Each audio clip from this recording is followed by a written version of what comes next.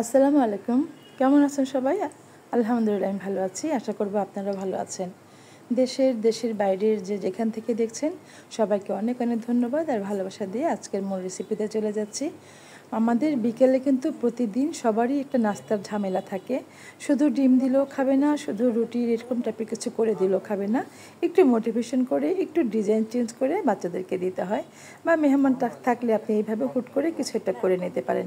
আমি এখানে দেখেন কত সুন্দর একটা বিকালের নাস্তা তৈরি করে নিলাম। সেই মূল ভিডিওটা আপনাদের দেখানোর জন্য চলে এলাম। দেখেন কত সহজেই আপনি একটা নাস্তা রেসিপি করে ফেলতে পারবেন। দেশের বাইরের যেখান থেকে দেখছেন সবাইকে অনেক অনেক ধন্যবাদ আর সবাই আমার পাশে থাকবেন ভালোবাসা দিয়ে। এই দেখেন এখানে আমি 2 কাপের মতো ময়দা নিয়ে নিলাম। আটা দিয়েও করতে পারেন ইচ্ছে করলে। আমার হাতে ময়দা ছিল আমার কাছে, ময়দাটাই আমি নিয়ে নিলাম। আপনার যেভাবে সুবিধা মনে করেন যখনই যেটা করবেন, হাতের কাছে যেটা থাকে সেটা দিয়ে করার চেষ্টা করবেন। তাহলে কিন্তু আর নিজের উপর একটা চাপ থাকবে না। আমি এখানে হাফ কাপের মতো চিনি দিয়ে দিলাম। আর মিষ্টিটাও আপনাদের নিজেদের পছন্দ মতো দিবেন। আর হাফ কাপের মতো গুঁড়ো দুধ দিয়ে দিলাম। এগুলো পছন্দ মতো দিবেন, যেমন খেতে পছন্দ করেন। যদি সুগার প্রবলেম থাকে সেক্ষেত্রে কমিয়ে দিবেন। আর যদি বাচ্চা থাকে, বাচ্চারা একটু মিষ্টি টাইপের জিনিস বেশি পছন্দ করে, তাদের ক্ষেত্রে একটু বাড়িয়ে দিবেন। আমি লবণ দিলাম আর হাফ চামচের মতো বেকিং পাউডার দিলাম। বেকিং সোডা না কিন্তু, এটা স্প্যাচুলা, এটা হয়তো হ্যান্ড হুইক্সের মাধ্যমে আমি ভালো করে মিশিয়ে নিব। হুইস্কির মাধ্যমে মেশাবেন, তাহলে কিন্তু মেশানোটা ভালো হয়, সুন্দর হয়, সব দিকে সমানভাবে মিশে যায়। একটু ভালো করে নেড়ে চেড়ে মিশিয়ে নিতে হবে, এটা খেয়াল রাখবেন। ভালো করে না মেশালে কিন্তু ডোটা কখনোই সুন্দর হবে না, আর পানি দিলে লেগে যাবে। তারপরে আমি এটার মধ্যে ডিম দিব আর তেল দিব। এটা আগে মিশিয়ে নিলে ভালো হয়, আর তেল আর ডিম এটা পরে দিবেন। আর ইচ্ছে করলে আগেও নিয়ে নিতে পারেন, যদি সহজ করে করার জন্য। অনেকের দেখি যে আমি ডিম তেলটা আগে দিয়ে তারপরে ময়দাটা দেয়, সেটাও করতে পারেন। আমি পরে দিলাম, আমার সুবিধা মতো দিলাম। রান্না সবসময় নর্মালভাবে করবেন, আপনার সুবিধা মতো করবেন। হয়তো মেজারমেন্টটা খেয়াল করবেন। আমি এখানে 2টা ডিম দিয়েছি, একটা ডিম দিলাম আর এখানে তেল দিয়েছি প্রায় 3 টেবিল চামচের মতো। 3 টেবিল চামচ বা যদি লাগে আর একটু বাড়িয়ে দিবেন তেল। এটা আসলে আটা ময়দা অনুযায়ী কিন্তু ভ্যারি করে, কারণ এটা কতটুকু লাগে সেটা দেখে আপনি পরে দিবেন। এটা চামচের মাধ্যমে প্রথমে নাড়াবো। আমি তো সবসময় সহজ কাজটা করতে পছন্দ করি, একটু ইজি করে করার চেষ্টা করি। এখন আমি হাতে মাখিয়ে নিলে হাতটা মেখে যেত, আমার হাতে লেগে যেত পুরোটাই। আমি এটা প্রথমে এই পর্যায়ে মাখিয়ে নিয়ে তারপর আমি হাত দিয়ে এটাকে ডো বানিয়ে নেব। এই যে আমি আরেকটা ডিম দিয়ে দিলাম, মনে হচ্ছিলো আরেকটা ডিম দিলে ভালো হবে, একটু সফট হবে। আর এই ডিমের যে পিঠাটা, এটা কিন্তু খুব মজা হয়, দারুণ মজা হয়। আপনারা বাসায় করে খেয়ে দেখবেন, যাকে খাওয়াবেন সে কিন্তু আপনার কাছে রেসিপি জানতে চাইবে কিভাবে করেছিলেন। ভালো করে হাতে মথে মথে নেবেন, সুন্দর করে মিশিয়ে নেবেন। এই যে ময়ানটা করবেন এটা একটু ভালো করে নেবেন, এটার মধ্যে কিন্তু টেস্ট। এখন এটাকে আমি রেখে দেবো 20 মিনিটের জন্য। সবসময় ময়দা আটার কোনো ডো তৈরি করলে 20 মিনিট রেখে দেওয়ার চেষ্টা করবেন। এই তাওয়ালটা ভিজিয়ে আমি 20 মিনিটের মতো রেখে দেবো, চলে আসবে 20 মিনিট পরে। দেখেন কত সুন্দর সেট হয়ে গেছে। সবসময় আটার জাতীয় কিছু জিনিস তৈরি করলে আপনি অন্ততপক্ষে 20 মিনিট রাখার চেষ্টা করবেন, এতে করে ডোটা সুন্দর করে বসে যায়। যারা রান্না করেন তারা তো জানেন, যারা নতুন তাদের জন্য আমাদের কথা বলা, বা অনেক সময় ব্যাচেলর ভাইয়ারা কিন্তু করেন, হ্যাঁ, তো তাদের জন্য এই কথাগুলো বলা। আর এখন ছেলেরা কিন্তু বেশ ভালো শেফ, আর বড় বড় রেস্টুরেন্টে, বড় বড় 5 স্টার হোটেলে কিন্তু ছেলেরাই শেফ। ছেলেদের হাতের রান্নাগুলো কিন্তু সুন্দর হয়।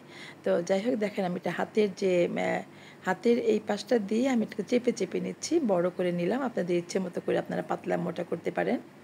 একটু লম্বা শেপ দিলাম আর ভাবলাম যে চামচ দিয়ে করব, কিন্তু চামচ দিয়ে করার যে দাগটা, এটার উপর যেটা র্যাশ পড়বে সেটা কিন্তু তেমন একটা সুন্দর হয় না। তো এটা আমি আপনাদেরকে দেখালাম। এখন আমি আবার এটাকে গোল করে ঘুরিয়ে দিলাম না, এখন আমি এটাকে একটা নাইফের সাহায্যে দাগ কেটে নেব। চামচ দিয়ে করলে ততটা সুন্দর হয় না, সেটা আমি আপনাদেরকে দেখিয়ে দিলাম। না দেখালেও পারতাম, আমি স্কিপ করতে পারতাম, বাট আমি দেখিয়ে দিলাম যাতে চামচ দিয়ে আপনারা না করেন, দাগটা সুন্দর থাকে না। আর নাইফের সাহায্যে করলে দাগটা সুন্দর হয়, বসে যায়। এই দাগটা অনেকক্ষণ থাকে আর দেখতে একটু সুন্দর লাগে, জাস্ট ডিজাইন করা। এই দেখেন কত সুন্দর হয়ে গেছে। এভাবে আমি সবগুলো করে নিলাম। এখন এগুলোকে ভেজে নিব। আমি একটু বড় করেছি পিঠার আকৃতি, আপনারা ইচ্ছে করলে একটু পাতলা করে করতে পারেন, তখন কিন্তু বিস্কিট হয়ে যাবে। হ্যাঁ, এটা এখন একটু পিঠার মতো হলো, এটা নাস্তার জন্য বেশ সুন্দর লাগবে। আপনি যদি আরেকটু পাতলা পাতলা করে করেন তখন সেটা বিস্কিটের মতো লাগে, তখন সেটাও ভালো লাগবে, মোচমোচে হয়ে যাবে বেশি। এটা একটু সফট থাকবে ভিতর থেকে, উপর থেকে ক্রাঞ্চি হবে, ভিতর থেকে সফট থাকবে। এটা পিঠা হয়েছে। আর আপনি যদি পাতলা করে করেন সেটা কিন্তু বারবার বলছি বিস্কিট হয়ে যাবে, একদম কুরকুরে হয়ে যাবে। এটা কিন্তু দারুণ হয়েছে। আপনারা সহজেই কিন্তু বাসায় বিকেলের নাস্তায় বা কোনো গেস্ট আসলে হুট করে কিন্তু এটা করে ফেলতে পারেন। একটু ডিম, দুধ আর ময়দা সবার বাসায় থাকে, এটা দিয়ে কিন্তু সুন্দর একটা নাস্তা করে ফেলা যায়। আর এই পর্যায়ে চুলার ফ্লেমটা কিন্তু কমিয়ে দিবেন, একে মিডিয়াম আঁচে রাখবেন। বা যদি মনে হয় আপনার চুলার আঁচ কম বেশি, চুলার হিট অনুযায়ী এটাকে বাড়িয়ে কমিয়ে নিতে পারেন। আমি উপর থেকে ক্রাঞ্চি হচ্ছে, ভিতর থেকে যেন ভালো করে সিদ্ধ হয়, সেজন্য আমি মিডিয়াম আঁচে রেখেছি। দেখেন 1000 ভোল্টেজ দিয়েছি আমি, আপনারা দেখতে পাচ্ছেন, সেজন্য আমি চুলাটাকে কাত করে দেখালাম, ক্যামেরাটা সাইড করে দেখিয়ে দিলাম যে 1000 ভোল্টেজে রান্না করছি। আর যদি আপনি বাড়িয়ে দেন তাহলে কিন্তু উপর থেকে পুড়ে যাবে, ভেতর থেকে কিন্তু কাঁচা থেকে যাবে। এই রান্নার এই জায়গাটা খুব গুরুত্বপূর্ণ, অবশ্যই খেয়াল করবেন। এই জায়গাটা স্কিপ করা যাবে না।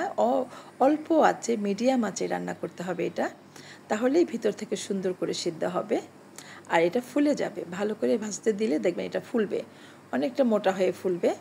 আর ভাজতে না পারলে ভিতরে কাঁচা থেকে যাবে, এটা ফুলবে না।